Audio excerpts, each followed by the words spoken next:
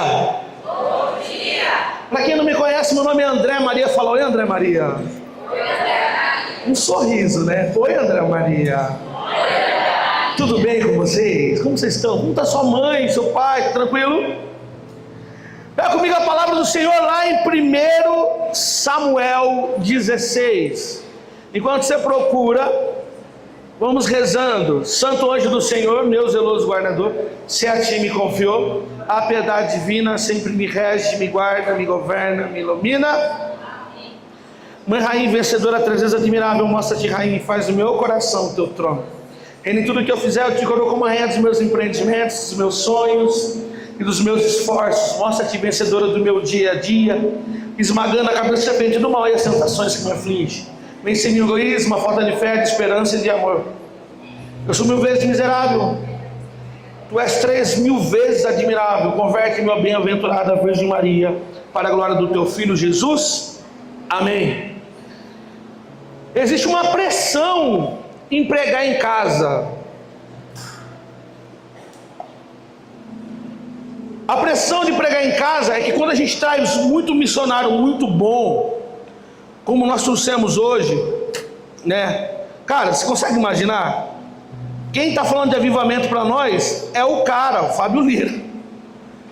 Mano, trouxe o irmão Trovão, mística total. Quem está ministrando o encontro agora, nesse domingo, é o Erison. Então você imagina, cara, só tem nego muito brabo hoje. Amém? Amém. E os caras, eles assim, é que você respeita, patente alta, né? Ontem eu escutei a história do Fábio e eu fiquei mais apaixonado pela vida dele quando ele contou da experiência dele há 15 anos atrás, Deus querendo fazer um avivamento no Brasil, e agora eu entendo o coração dele, dá para entender toda essa luta, esse sofrimento que ele tem para fazer aquilo que Deus quer, e eu sei como que é isso daí. E hoje eu estava pedindo a Deus um caminho para que a gente pudesse chegar no coração dele. E quando nós sonhávamos com essa data, eu falei, ô Fábio, você tem esse dia? Eu tenho. A gente começou a sonhar, o meu coração se abriu para uma direção para nós. Então a dificuldade de pregar no encontro com esse é muito também pela vida desses homens de Deus, mas muito pior a dificuldade é maior porque eu estou pregando em casa com um povo que a maioria me conhece. É um povo que me escuta, é um povo que está dentro de casa. E o povo da minha casa já me escuta muito, então eles não querem me ouvir, eles querem ouvir outros profetas. Mas eu tenho algo para falar para você que veio do céu. E se você crê nisso, dá um glória a Deus, um aleluia bem alto. Acharam aí?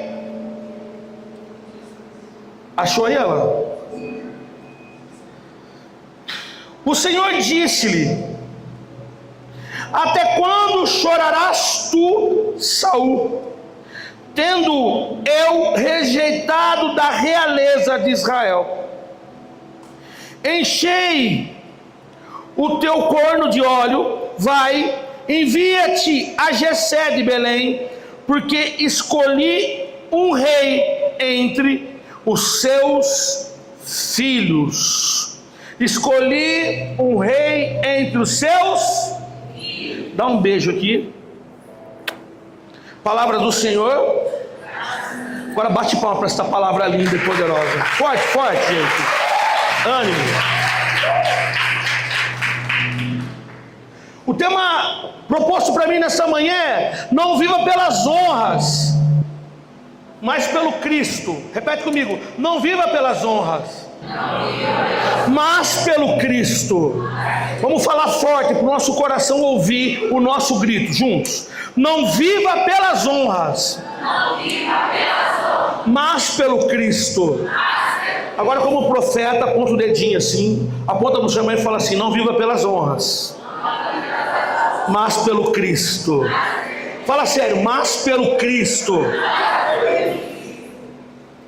Vamos ver um contexto bíblico da onde eu vou chegar nesse caminho. Nós temos um Pai que nos ama, um Pai que sabe sempre o que é melhor para mim e para você. Por exemplo, eu sou casado com a Elaine, e a Elaine é gata. Já falei para vocês, a Elaine é gata mesmo, a minha mulher é muito linda. E o Fábio falou ontem que depois de lavar e limpar muitas casas, foi o propósito de fazer 5 filhos. Eu também estou igual a ele, eu tenho 5 meninos e 2 meninas que nós perdemos, as gêmeas, a Maria Clara e a Maria Escura. Eu quero contar um negócio para você antes de eu começar a ministrar isso. A Elaine ficou grávida, nós já tínhamos 1, 2, 3, 4. É muito. Tínhamos 4 filhos, a Elaine falou, estou grávida. Eu falei, amém. É mesmo? Não acredito. Que novidade. Alan, tá bem ruim o microfone, filho. Tá bem ruim. Quando ela ficou grávida, nós fomos um médico. Felizes, tá? Vamos lá fazer ultrassom para ver. Já contei isso aqui para muitas, em algumas oportunidades.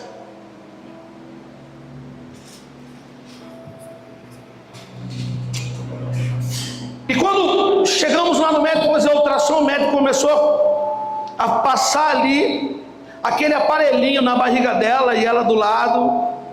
O médico colocou lá e apareceu que ela estava grávida de gêmeos. Velho, eu fiquei doidaço. Eu fiquei muito feliz, de verdade. Cara, eu não planejo filho, eu nunca planejei nenhum filho, mas a minha vida, ela é entregue a Deus. Então eu dei a minha vida para Deus e eu faço o que Deus quer. É para ir para a direita, é para ir para a esquerda, é para onde ir, Senhor? Eu sempre fico nessa atenção aonde Deus quer me levar. E quando a Lene ficou grávida, a gente viu lá, e o médico falou assim para nós, é gêmeos.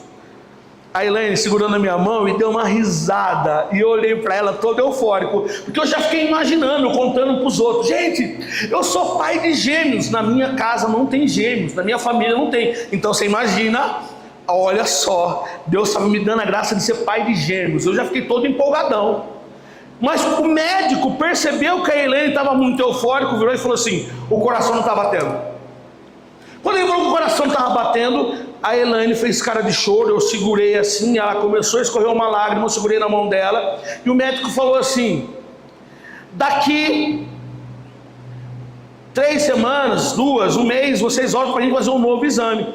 Quando nós saímos do médico, a Elaine chorando, nós ficamos em silêncio até em casa. Quando chegamos em casa, as meninas vieram todo mundo para cima, lá em casa morava lá de vida, e aí pai, e aí mãe, como que é? Aí nós falamos, a gravidez está assim, vamos ter que voltar. Todo mundo fez aquele clima de velório, e eu fiquei sabendo que as meninas rezaram muito. As meninas fizeram uma campanha de oração para que Deus pudesse responder de uma forma positiva na visão delas, que era fazer o coração voltar a bater. O que aconteceu? Fomos no médico, e ali todo aquele contexto, e depois quando a gente foi no médico, voltamos.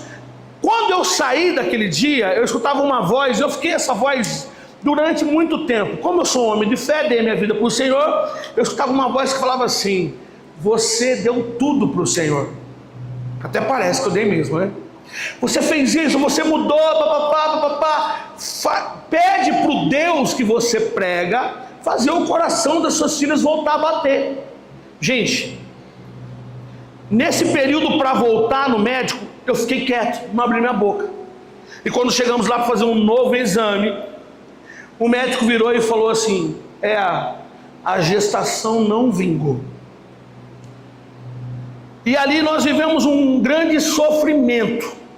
A Elaine teve que fazer, o aborto teve que acontecer, você não está entendendo, ela ficou 2 dias sofrendo, e ela teve que fazer uma cesárea sem ter um filho. Cara, você imagina todo aquele sofrimento assim, que a Elaine teve que passar, que a gente estava passando. Mas eu quero contar um negócio para você. Em nenhum momento eu falei para Deus, Senhor, olha Deus, eu queria te pedir alguma coisa, agora eu queria que o Senhor fizesse esse milagre.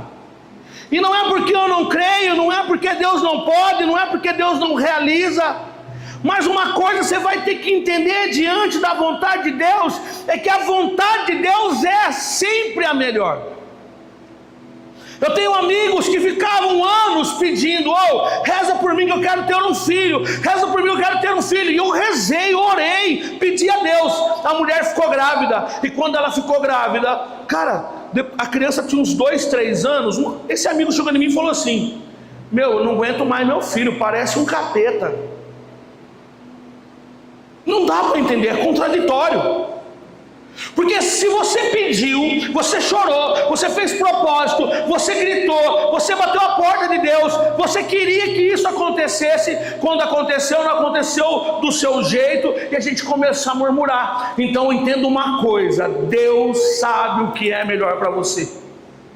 Você tem que ter o seu coração uma certeza que o teu Pai sabe a sua necessidade, e você hoje, nesta manhã, nós que queremos intimidade com Deus, nós que queremos uma transformação da nação, nós que queremos um avivamento, nós que queremos uma conversão sincera, uma vida santa e digna, não tem outro caminho.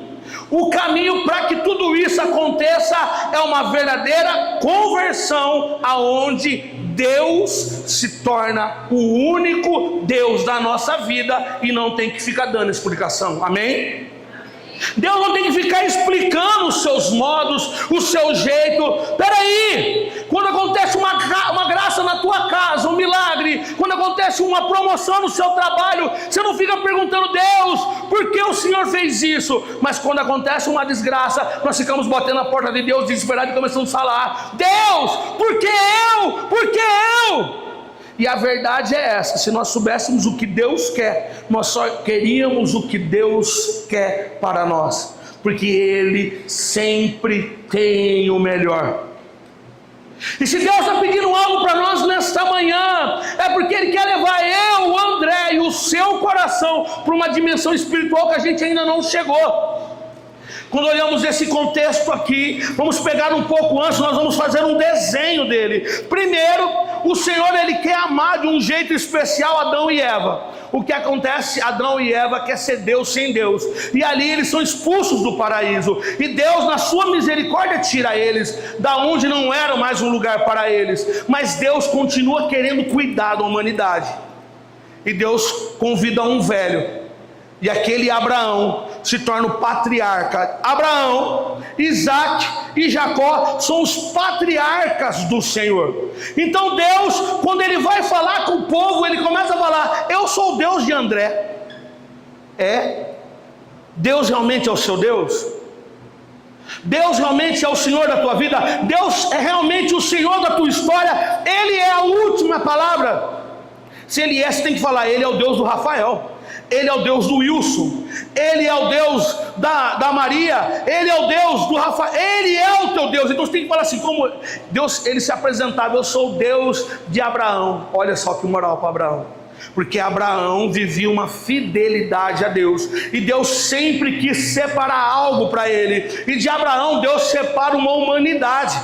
O povo de Israel, que Deus muda o nome de Jacó, é o povo abençoado por Deus. E depois de Jacó, Deus coloca juízes também para cuidar do seu povo. E ali a gente vai vendo Gedeão, nós vamos vendo Sansão e vários Jefté, nós vamos vendo vários outros juízes. E Deus continua o seu processo de cuidado com o povo. Mas quando vem o profeta Samuel, que é o último juiz e o primeiro profeta, e o sacerdote segundo o coração de Deus, Deus queria falar algo para a humanidade. Samuel, ele é separado desde o ventre da mãe dele. Na casa de Eli já não escutava mais o Senhor, mas Samuel escutava o Senhor. Eli já não escutava o Senhor porque os filhos de Eli tinham se perdido. Eram pessoas que já não tinham temor ao Senhor, pessoas que já não ouviam a Deus, pessoas que já não queriam Deus como o Senhor da vida deles. O que acontece? O povo começa a olhar e falar assim: não tem condições os filhos de Eli. E aí Deus levanta Samuel, e o profeta Samuel tinha nos seus lábios a palavra de Deus. Ele tinha uma autoridade diferente, era um juiz, era um sacerdote, era alguém separado por Deus. E Deus olha para aquele povo, para aquela situação, e no meio daquela situação Deus separa Samuel, porque Samuel tinha um coração que caminhava como o coração de Deus. O que acontece com aquele povo? Aquele povo invejoso, o povo separado, eles olham a realidade do vizinho e começam a falar assim para Samuel: nós queremos um rei, nós queremos ser igual a eles, porque eles têm um rei que caminha na frente deles, eles têm um rei que vai batalhar com eles. E cara, eu quero contar um negócio para você: a inveja é o mal da humanidade. Deus nos dá uma coisa, a gente não quer aquilo que a gente tem, a gente fica olhando aquilo que a gente não tem. Samuel, revoltado, ele vai falar com Deus: Senhor, esse povo me rejeitou, eles estão pedindo um rei. E Deus olha para eles e fala assim: atende eles, Samuel, faz a vontade deles. Samuel revoltado fala: mas Deus, olha o que eles estão fazendo. Atende eles. Eles não estão te rejeitando, eles estão me rejeitando, porque a vontade do Senhor era que Samuel estivesse governando, conduzindo aquele povo. Mas aquele povo começou a rejeitar. E é engraçado que a voz do povo não é a voz de Deus, porque você vai vendo que o povo sempre vai pedindo algo para Deus, e Deus vai dando, e aquilo que o povo pede realmente traz um transtorno para a humanidade. Foi assim com Cristo. Jesus estava lá e o povo lá gritando: Barrabás, Barrabás, crucifica-o. Então, quando o povo começa a gritar numa voz que não é de Deus, acontece uma grande consequência. Voltamos lá. Samuel fala para Deus, e Deus pega e fala: dá um rei para eles. E Deus escolhe um rei, chama Saul. Saul, pastor das jumentas, ele cuidava de jumentas. Da tribo de Benjamim, uma tribo menor que tinha da casa de Israel, o Senhor elege Saul, e o Senhor derrama bênçãos sobre Saul. Mas sabe o que acontece com Saul? O reinado faz aquele homem se perder, e no meio do tempo, aquele homem começa a se corromper. Aquele homem começa a fazer algo que o Senhor não tinha pedido para ele. Aquele homem desobedece. Aquele homem começa a buscar outras religiões. Aquele homem começa a se perder. E quando aquele homem já está perdido, Deus já tinha no seu coração um novo rei.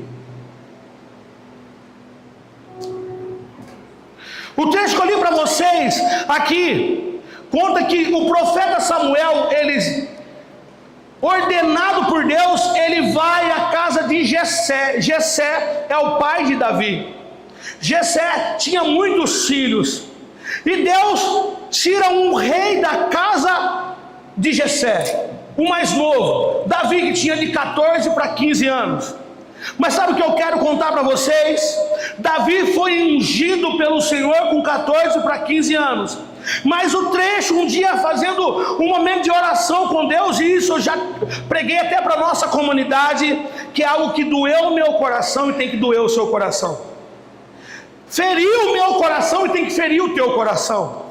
Deus vira para Samuel, ele já tinha colocado Saul como rei daquele povo, o Senhor já tinha rejeitado Saul, e Samuel ainda tinha esperança que Saul iria se render a Deus de novo. E Samuel começa a chorar, e Deus olha para Samuel e fala assim: para de chorar por causa de Saul, eu já o rejeitei. Para de ficar dando soco em ponta de faca. Para de querer algo que já não é mais meu. Mas sabe o que agrediu meu coração lendo isso? É que Saul, ele continuou sendo rei durante 15 anos. Durante 15 anos, ele continuou à frente do povo. Ele continuou governando o povo, ele continuou guerreando em nome do povo, ele continuou liderando o povo. E aí eu quero que você entenda uma coisa: Saul, mesmo rejeitado pelo Senhor, ele continuou sendo rei. E ali o meu coração e o seu tem que se render a Deus. Eu olhei para a minha vida e eu comecei a ver: será que o que eu estou fazendo é de Deus? Será que a minha vida, ela foi rejeitada por Deus?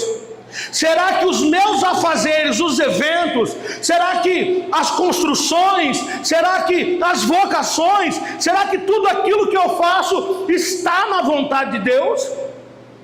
Porque muitas vezes nós podemos ser como Saul, ainda está reinando, ainda está mandando, mas já não está com Deus há muito tempo. Nós podemos podemos estar na frente cantando, ministrando, orando, pregando, e Deus olhando para nós e falando: eu não conheço, eu não sei quem Ele é. Eu tenho essa preocupação no meu coração, essa é a preocupação da minha alma. O dia que eu li isso, rezei sobre isso, eu chorei horrores com Deus, eu me prostrei diante de Deus e falei: Senhor, então agora o Senhor tira tudo que eu estiver fazendo, porque eu prefiro sentar num banco de uma cadeira do que ficar dando ordem sem ser da tua vontade, porque a minha vida pertence a Deus e eu não posso pegar ela de volta agora. Eu dei a minha vida para o Senhor e foi custosa. Foram 28 anos comendo lavagem, 28 anos acabando com a minha família, a Elaine sofrendo, o Djavan sofrendo.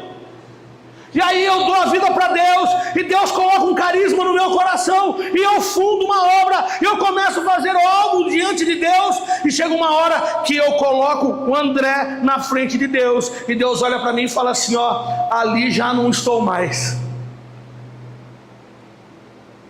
Já pensou? Já pensou uma vida dada a Deus? Já pensou? Eu vou fazer 17 anos que eu estou com o Senhor. Eu falei ontem com o Fábio, Fábio falou assim: quando eu tiver 57 anos, e quando ele falou 57, eu falei: aleluia, Deus falou comigo, porque o meu sonho é completar 57 anos, hoje eu tenho 45, então falta 12 anos ainda, é isso, né, gente? É português, matemática, como tá o negócio, tá certo? Tá errado? Tá? Acertei, miserável? Quanto? 12, ufa. Então falta 12 anos que eu tenho que correr em direção ao Senhor. Por quê? Eu quero um dia, com 57 anos, no meu aniversário, que não vai ser aqui, vai ser na cidade da Imaculada, e nós estaremos todos lá, aleluia. E vai ser a festa de arromba. Presta atenção, você sabe que eu sou festeiro. Eu gosto de festa, vocês sabem disso. Eu gosto de presente. Eu obrigo meus filhos a me dar roupa no meu aniversário. Não, eu quero roupa da Erig. Eu cheguei lá na Erig, eu tenho uma foto minha lá, o negão gordão assim, de braço cruzado, as meninas: André, senhor André, só lá eles me chamam, porque no meu aniversário eu falo: compra uma roupa pra mim lá na Erig. Então o povo, eles vão cuidando de mim, e aí eu ganho roupa naquele ano e fico usando ela os anos inteiros. Gente, eu tenho muita roupa, graças a Deus. Eu gosto muito de festa. A festa minha de 50 anos vai ser top, vocês não estão entendendo. Vai ter Fábio Lira, Harrison, vai ter todo mundo. Mas a festa de 57 anos, na cidade da Imaculada, adivinha quem vai estar? O Papa.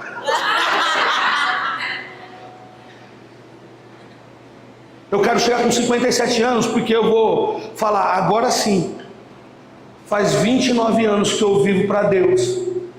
E então eu vivi 28 anos no mundo, agora a minha vida é muito maior para Deus do que era para o mundo.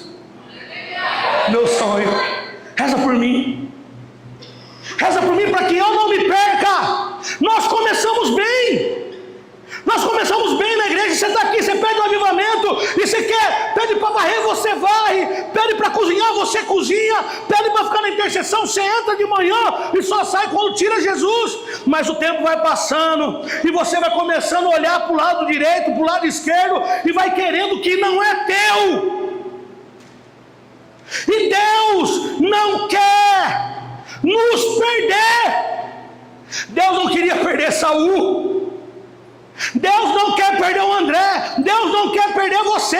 Você não pode perder o gás do começo. Aqui na comunidade eu fico brigando com meus filhos. Eu falo para eles: parece que eu não entendo vocês. Vocês acabaram de chegar, vocês não têm loucura com Deus, vocês não têm memória com Deus. Sabe o padre Jonas? Ele tinha 13 anos, eu tinha 28. Nós chegamos, eu tive minha experiência aqui no Novo Pentecostes, no grupo do meu irmão Claudinei.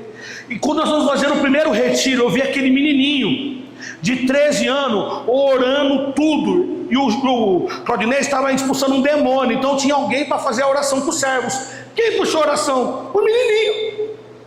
Eu falei: eu quero esse menininho para mim.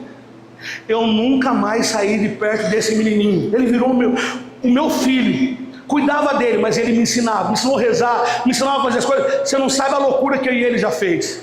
Você não sabe as madrugadas que nós ficamos com o Senhor. Um dia ele virou e falou assim: sabe o que me manteve na igreja? Não foi o seminário. O que manteve na igreja foi a loucura que eu vivi antes do seminário. Sabe, agora, nesses primeiros passos, tem gente aqui que está chegando hoje, tem gente que está 1 mês, tem gente que está 10 anos. Presta atenção, o fogo não pode parar. Cessa o arrepio, cessa as lágrimas, mas o fogo, a verdadeira experiência, o temor de Deus não pode ir embora do teu coração. Ana, você lembra quando eu fui pregar lá no grupo de vocês, que era jogo do Corinthians e Chelsea, final do Mundial? E eu sou muito corintiano, mano, eu sou muito corintiano. Só que naquele dia o Senhor, Ele falou assim: vamos ver se você me ama. Ele marcou uma pregação às 10 horas da manhã, bem no dia do Mundial, Corinthians e Chelsea. Cara, eu fui pregar lá. Eu lembro que eu fiquei rezando dias e dias, porque eu era louco para pregar. Me deram a oportunidade. Você acha que eu vou trocar o Senhor? Eu levei uma cruz toda desmontada, não sei se você lembra disso, Ana. E eu comecei a montar a cruz ali, ó, batendo nela. E eu falei assim: pega agora, ó. Esse aqui é o Cristo que mandou eu vir aqui. Acabamos a pregação, choramos, foi demais. E quando eu saí, eu falei assim: quanto foi o jogo? Já era 12:00 e pouco. E aí eu escutei um pá. Eu falei: vixe, ganhou. Aí eu vi um moleque passando com a camisa do São Paulo, andando feliz. Eu falei: perdeu, porque São Paulino torceu contra. E eu fui até em casa. Quando eu cheguei em casa, não tinha telefone, não era o celular tão fácil assim. Quando eu liguei a televisão, fala: Corinthians campeão mundial. Eu falei: eu paguei o preço. Chega uma hora na sua vida que você vai ver o que é prioridade. Chega uma hora na sua vida que você vai ver o que realmente vale a pena. O temor a Deus é o primeiro dom dos 7. Ele tem que gritar no teu coração que preferível desagradar a humanidade do que a Deus. Sabe, São Pedro e São João, falando diante dos fariseus, julgando eles, ele fala assim: não, eu quero é sofrer pelo meu Cristo. Nós temos que viver na vontade do Cristo. Começou pelo Espírito, termina no Espírito. Começou no fogo, termina no fogo. Começou com reta intenção, termina com reta intenção. Começou com o desejo de fazer a diferença para Deus, vai até as últimas consequências com esse desejo. Saul estava reinando, cara. Eu chorei muito rezando em cima disso. Saul estava reinando 15 anos. Ele achando que ele tinha o poder junto dele, mas no coração de Deus ele era um rejeitado. O cara tinha coroa, tinha honra, mas não tinha o essencial, não tinha Deus. Ele não tinha o essencial da alma dele, ele não tinha a palavra final, ele não tinha graça, ele tinha vontade, ele tinha até uma autoridade perante as pessoas, ele até era um rei que estava governando as pessoas, mas ele não estava em Deus. Você está em Deus? Sua vida está em Deus?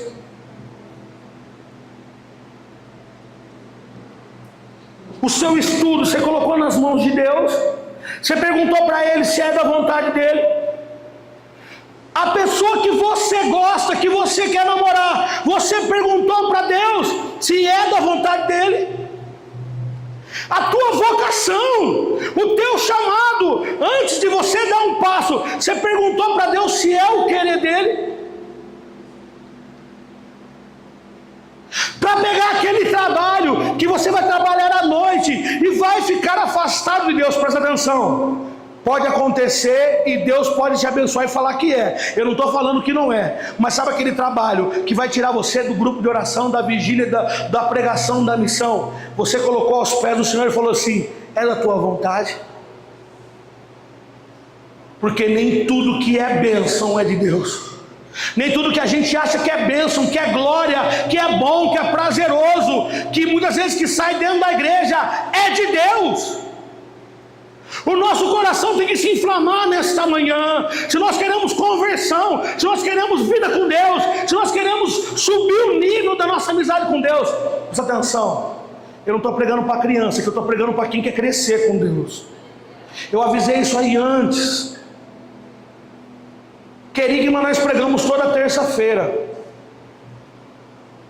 Euforia nós pregamos a sexta. Mas que para quem quer avivamento, nós pregamos a verdade do céu. E se você quer a verdade do céu, bate palma e dá glória a Deus bem alto. Eu sou um evangelizador. Eu sei o meu lugar e eu sei o que dá para falar em cada lugar. Hoje eu quero falar para você de um modo que você tem que entender que a sua felicidade verdadeira está escondida em Deus. Eu conversando com o irmão Trovão ontem, eu falei para Bia: meu Deus, Bia, o que me espera é muito pior do que eu imaginava. Você vai conversar com o Fábio e você vai falando assim: meu Deus, o que me espera, mas é isso que eu quero. Eu não quero um reino onde Deus não está. Eu não quero um título que o Senhor não me deu. Eu não quero um governo onde Deus não aprova. Presta atenção, sofra o que tiver que sofrer, passa o que tiver que passar, mas fica com o teu Deus, seja fiel ao teu Deus, coloca Ele como prioridade na tua vida, coloca Ele como Senhor da tua história, coloca Ele como número 1. Sabe o primeiro mandamento, amar Deus sobre todas as coisas? Existem duas vertentes: amar Deus, se você amar Deus, você vai ser santo, e amar Deus é colocar Deus como prioridade. Espera aí, o que eu estou colocando agora vai me aproximar ou tirar de Deus?